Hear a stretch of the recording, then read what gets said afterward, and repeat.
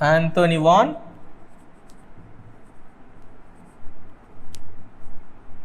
Leeuwenhoek. Third one, in 1831 1831 సంవత్సరంలో Robert brown, ఎవరతను?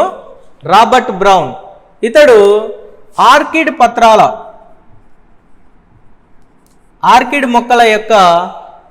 మొక్కల పత్రాల యొక్క బాహ్య చర్మ కణాలలో, ఏ కణాలలో?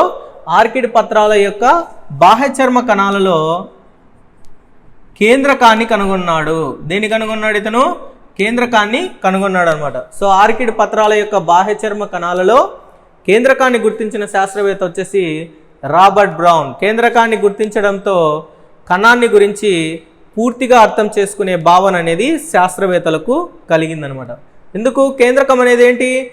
ఇది కణ నియంత్రణ గది అని అంటాం, లేదా కణ మేధస్సు అంటాం. కణంలోని అన్ని చర్యలు దీని ఆధీనంలోనే ఉంటాయి. సైటోబ్లాస్ట్ అని కూడా అంటాం అనమాట. కేంద్రకానికి మరొక పేర్లు ఏంటంటే కణ నియంత్రణ గది లేదా సైటోబ్లాస్ట్ లేదా కణ మేధస్సు. న్యూక్లియస్కు మరి ఒక పేర్లు. న్యూక్లియస్ను ఇంకా ఏ నేమ్స్తో పిలుస్తారంటే కణ నియంత్రణ గది అంటారు. అంటే అన్ని కణాలను, కణంలోని అన్ని కణాంగాలను నియంత్రించేదే కేంద్రకం. కాబట్టి దీన్ని కణ నియంత్రణ గది అంటాం. జీవి యొక్క లక్షణాలను కూడా నియంత్రించేదే కేంద్రకం. ఎందుకు? కేంద్రకంలో ఏముంటాయి? క్రోమోజోములు ఉంటాయి. ఈ క్రోమోజోముల మీద అంశాలను కలిగి ఉంటాయి. ఈ అంశాలనే జన్యువులు అంటాం. ఈ జన్యువులు అనేటి లక్షణాలను ఏం చేస్తాయి? ఒక తరం నుంచి ఇంకొక తరానికి ట్రాన్స్ఫర్ చేయడం అనేది జరుగుతుంది. సో వీటిని గురించి మనము జెనెటిక్స్లో చదువుకుంటాం.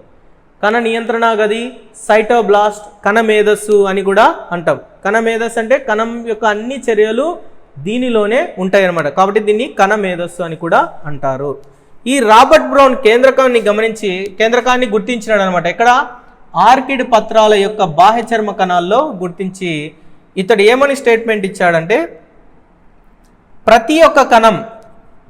ప్రతి కణంలో కేంద్రకం ఉంటుంది. ప్రతి కణంలో ఏముంటుంది? కేంద్రకం ఉంటుంది. ఈ కేంద్రకం అనేది కణంలో అంతర్భాగం అని చెప్పినాడు. కేంద్రకం అనేది కణంలో అంతర్భాగం అని చెప్పిన ఘనత ఎవరికి దక్కుతుందంటే రాబర్ట్ బ్రౌన్కు దక్కుతుంది. సో ఈ రాబర్ట్ బ్రౌన్ అని ఆయన ఏం చెప్పినాడు? ఆర్కిడ్ మొక్క పత్రాల యొక్క బాహ్య చర్మ కణాల్లో దట్టమైన వాతావరణాన్ని గమనించినాడు. బయటి వాతావరణం కంటే, అంటే బయట కేంద్రకం బయట ఏముంటుంది? కణద్రవ్యం ఉంటుంది. సో ఒక కణాన్ని తీసుకుంటే కణంలో ఇది కేంద్రకం బయట ఏముంటుంది? కణద్రవ్యం ఉంటుంది. ఈ కణద్రవ్యంలో ఏమేమి ఉంటాయి? కణాంగాలు అనేవి ఉంటాయి. కణద్రవ్యంలో కణాంగాలు ఉంటాయి. ఈ కేంద్రకం యొక్క బయటి భాగం ఇది దట్టమైన భాగం అనమాట. కేంద్రకం యొక్క అంటే కణంలో మధ్య భాగంలో ఒక దట్టమైన ప్రాంతాన్ని గుర్తించినాడు అనమాట. ఈ ప్రాంతం అనేది బయటి వాతావరణంతో గమనిస్తే చాలా దట్టముగా ఉంది. ఈ దట్టమైన ప్రాంతాన్ని ఏమని చెప్పినాడు అతను? కేంద్రకం అని కనిపెట్టడం అనేది జరిగింది. కొన్ని రకాలైన కణాలలో ఒకే కేంద్రకాన్ని కలిగి ఉంటాయి. కొన్ని రకాలైన కణాలు ఒకే కేంద్రకాన్ని కలిగి ఉంటాయి. మరికొన్ని రకాల కణాలు ఒకటి కంటే ఎక్కువ కేంద్రకాలని కలిగి ఉంటాయి. దీన్నే బహుకేంద్రకత్వం అంటాం. బహుకేంద్రకత్వం అంటే రెండు లేదా అంతకంటే ఎక్కువ మల్టీ న్యూక్లియేటెడ్ స్టేట్ అంటాం. బహుకేంద్రకత్వం అంటే రెండు లేదా అంతకంటే ఎక్కువ కేంద్రకాలను కలిగి ఉండే కణాన్ని బహుకేంద్రకత్వం అంటాం. ఎగ్జాంపుల్ అస్థికండరాలలో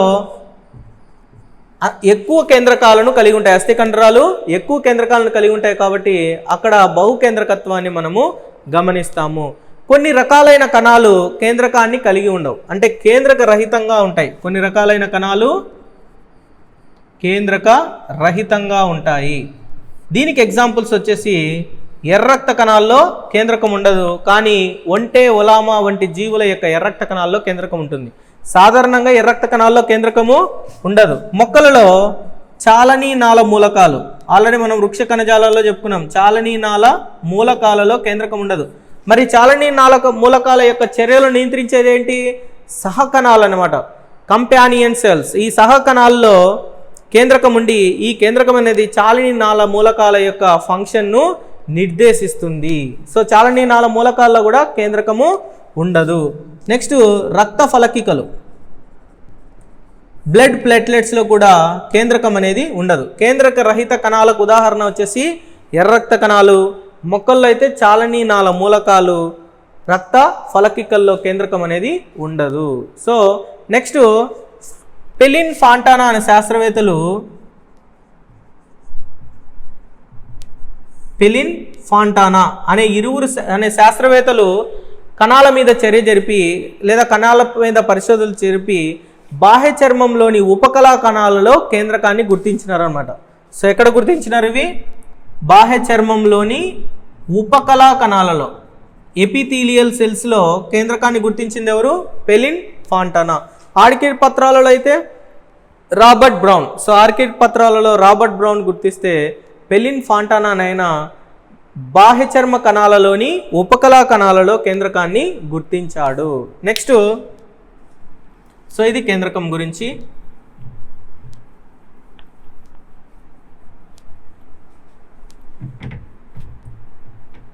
సంవత్సరం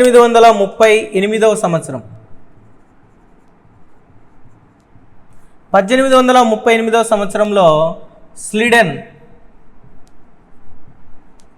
అనే జర్మనీ శాస్త్రవేత్త, స్లీడెన్ అనే జర్మనీ, ఆంటోనీ వాన్ లీవెన్హుక్ వచ్చేసి నెదర్లాండ్ దేశానికి చెందినవాడు Antony van లీవెన్హుక్.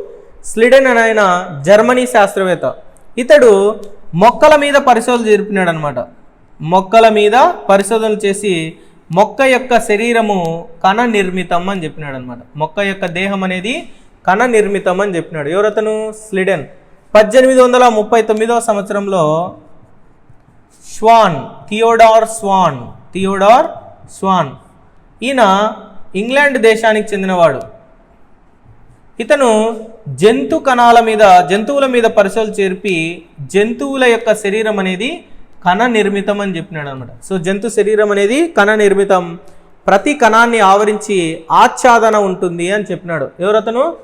Schwann అనైనా. So Schwann అనైనా England దేశస్థుడు, జంతువుల మీద పరిశోధన జరిపి జంతువుల యొక్క దేహము కణ నిర్మితము మరియు కణాన్ని ఆవరించి ఆచ్ఛాదన ఉంటుంది అని చెప్పినాడు. ఈ ఇరువురి యొక్క శాస్త్రవేత్తల యొక్క ప్రయోగ ఫలితాలను సాధారణీకరించి కణ సిద్ధాంతాన్ని ప్రతిపాదించినారనమాట. కణ సిద్ధాంతం. సో కణ సిద్ధాంతాన్ని ప్రతిపాదించిన వారెవరు? స్లీడెన్ మరియు స్వాన్. సో స్లీడెన్ మరియు స్వాన్ అనే వారు కణ సిద్ధాంతాన్ని ప్రతిపాదించారు. కానీ ఈ కణ సిద్ధాంతంలో ఒక లోపం దాగి ఉందన్నమాట. ఏంటంటే ఈ స్లీడెన్ మరియు స్వాన్లు ప్రతి జీవి యొక్క శరీరం కణ నిర్మితమని కనుగొన్నారు, కానీ ఈ కణాలు ఎక్కడ నుంచి ఉద్భవిస్తున్నాయి అనేది వీరు తెలుపలేకపోయినారనమాట. అంటే కొత్త కణాలు అనేవి ఎక్కడి నుంచి ఉద్భవిస్తున్నాయో చెప్పలేకపోయినారు. అదే సమయంలో 1855 సంవత్సరంలో రుడాల్ఫ్ విర్షో అనే శాస్త్రవేత్త కణ విభజన ద్వారా కొత్త కణాలు ఉద్భవిస్తాయి అని చెప్పినాడు. ఏమని చెప్పినాడు ఈయన? రుడాల్ఫ్ విర్షో కణ విభజన ద్వారా కొత్త కణాలు ఏర్పడతాయి అని చెప్పినాడు. సో కణ విభజన ద్వారా కొత్త కణాలు ఏర్పడతాయి అని చెప్పింది ఎవరు? రుడాల్ఫ్ విర్షో. కానీ కణ సిద్ధాంతంలో కొత్త కణాలు ఎలా ఏర్పడతాయో వాళ్ళకి తెలియదు. రుడాల్ఫ్ విర్షో పరిశోధనలు చేసి కణ విభజన ద్వారా కొత్త కణాలు ఏర్పడతాయి అని చెప్పినాడు. ఇతను ఏం చేసినాడంటే ఈ కణ సిద్ధాంతాన్ని ఆధునీకరించి ఆధునిక కణ సిద్ధాంతాన్ని ప్రతిపాదించినాడు. ఈ ఆధునిక కణ సిద్ధాంతంలోని అంశాలు మోస్ట్ ఇంపార్టెంట్ అన్నమాట.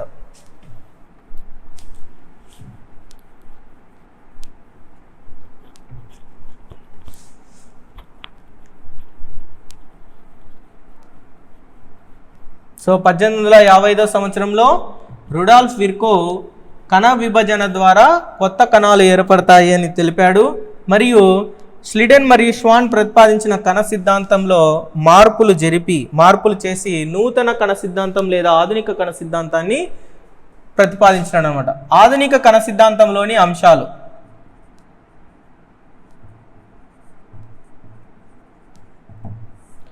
Modern cell theory. Cell theory was proposed by Schleiden and Schwann.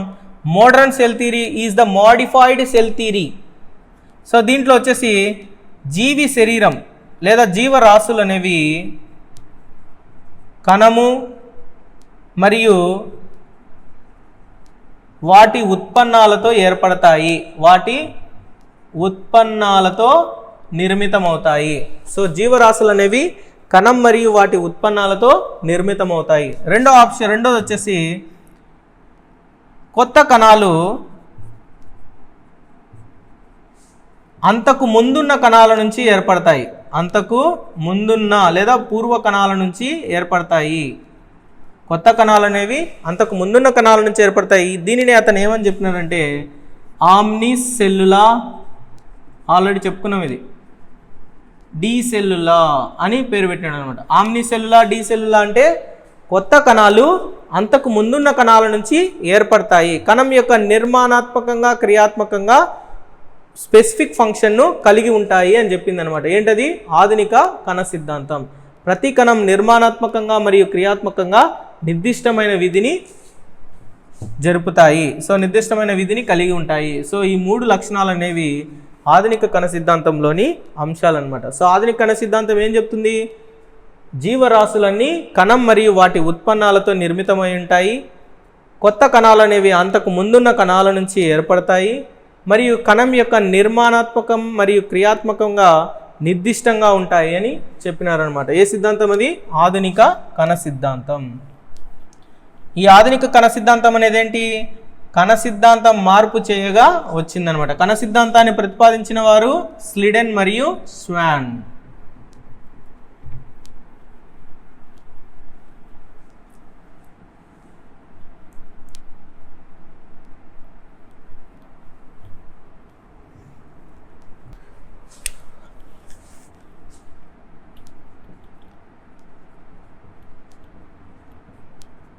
Next జీవులు రకాలు.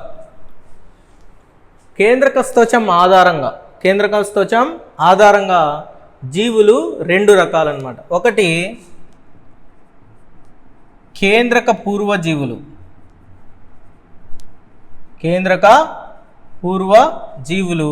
దీన్నే ప్రొకారియోటిక్ ఆర్గానిజమ్స్. నెక్స్ట్ నిజ కేంద్రక జీవులు. దీన్ని యూకారియోటిక్ ఆర్గానిజమ్స్ అంటారు. Prokaryotic organisms, eukaryotic organisms. కేంద్రక పూర్వజీవులు అంటే కేంద్రకాన్ని ఆవరించి ఆచ్ఛాదన లేని జీవులు. లేని జీవులు. సో కేంద్రకాన్ని ఆవరించి ఆచ్ఛాదన లేని జీవులనే కేంద్రక పూర్వజీవులు అంటాం. నిజ కేంద్రక జీవులు అంటే కేంద్రకాన్ని ఆవరించి ఆచ్ఛాదన కలిగి ఉంటాయి, అంటే సెల్ మెంబ్రెయిన్ కణస్తోచాన్ని కలిగి ఉంటాయి అనమాట. లేదా న్యూక్లియర్ మెంబ్రెయిన్ను కలిగి ఉంటాయి. కేంద్రకాన్ని ఆవరించి కేంద్రక స్తోచంని కలిగి ఉంటాయి, న్యూక్లియర్ మెంబ్రెయిన్ను కలిగి ఉంటాయి. ఇక్కడ కేంద్రకాన్ని ఆవరించి కేంద్రక స్తోచం అనేది ఉండదు. దీన్ని తెలుగులో ఆచ్ఛాదన అంటాం. ఆచ్ఛాదన లేని జీవులు, కేంద్రకాన్ని ఆవరించి ఆచ్ఛాదన లేని జీవులనే కేంద్రక పూర్వజీవులు అంటాం. కేంద్రకాన్ని ఆవరించి ఆచ్ఛాదన కలిగిన జీవులు. సో కేంద్రకాన్ని ఆవరించి స్తోచం అనేది ఉంటుంది, కేంద్రక స్తోచం అనేది ఉంటుంది. అటువంటి జీవులను ఏమంటాం? నిజ కేంద్రక జీవులు అంటాము. కేంద్రక పూర్వజీవుల్లో ఆచ్ఛాదన కలిగిన లేదా ఆచ్ఛాదన లేని కణాంగాలు ఉండవు. ఆచ్ఛాదన కలిగిన కణాంగాలు అనేవి ఉండవు, అంటే సెల్ ఆర్గనెల్స్ అనేటి కేంద్రక పూర్వజీవుల్లో ఉండవు అనమాట. నిజ కేంద్రక జీవుల్లో ఆచ్ఛాదన లేదా ఆచ్ఛాదన రహిత కణాంగాలు ఉంటాయి. వీటిలో ఉంటాయన్నమాట, కణాంగాలు ఉంటాయి. కానీ కేంద్రక పూర్వజీవుల్లో కణాంగాలు అనేవి ఉండవు. సో ఆచ్ఛాదన రహిత కణాంగాలు ఏంటంటే అంటే వీటికి ఆచ్ఛాదన ఉండవు, కణాన్ని ఆవరించి ఆచ్ఛాదన అనేది ఉండదు. ఎగ్జాంపుల్ రైబోజోములను ఆవరించి ఆచ్ఛాదన అనేది ఉండదు. నెక్స్ట్ సెంట్రియోల్స్, సెంట్రియోల్స్ యొక్క విధేంటి? కణ విభజనలో పాల్గొనడం. సో కణ విభజన సమయంలో సెంట్రియోల్స్ అనేవి ధృవాల వద్దకు చేరి వాటి నుంచి కండె తంతువుల ఏర్పాటును ప్రేరేపిస్తాయి అన్నమాట. ఏంటవి? సెంట్రియోల్స్. ఇవి జంతు కణాలలో మాత్రమే ఉంటాయి, వృక్ష కణాలలో సెంట్రియోల్స్ ఉండవు.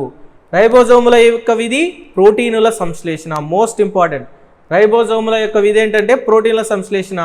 ఈ రైబోజోములు కణద్రవ్యంలో స్వేచ్ఛగా కానీ లేదా అంతర్జీవ ద్రవ్యజాలానికి అతికి కానీ ఉంటాయి. So they are attached to endoplasmic reticulum or freely floated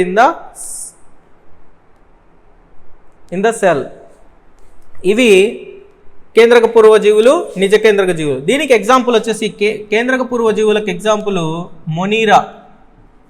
మొనీరా వర్గానికి చెందిన జీవులన్నీ కేంద్రక పూర్వజీవులు. నెక్స్ట్ నిజ కేంద్రక జీవులకు ఉదాహరణలు వచ్చేసి ప్రొటిస్టా, నెక్స్ట్ అనిమేలియా అంటే జంతురాజ్యం, వృక్షరాజ్యం, ఫంగై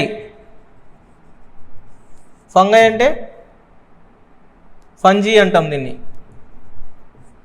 ఇవన్నీ నిజ కేంద్రక జీవులకు ఉదాహరణ అన్నమాట. ప్రొటిస్టా, అనిమేలియా రాజ్యానికి చెందినవి, ప్లాంటే రాజ్యానికి చెందినవి మరియు ఫంగై రాజ్యానికి చెందిన జీవులన్నీ దేనికి సంబంధించినవి? నిజ కేంద్రక మొనీరాకు సంబంధించినవన్నీ కేంద్రక పూర్వజీవులు. దీనికి ఉదాహరణలు వచ్చేసి మనకు bacteria, cyanobacteria, blue green algae, next PPLO pleuropneumonium like organism. ఇవన్నీ నిజ కేంద్రక పూర్వజీవులకు ఉదాహరణ.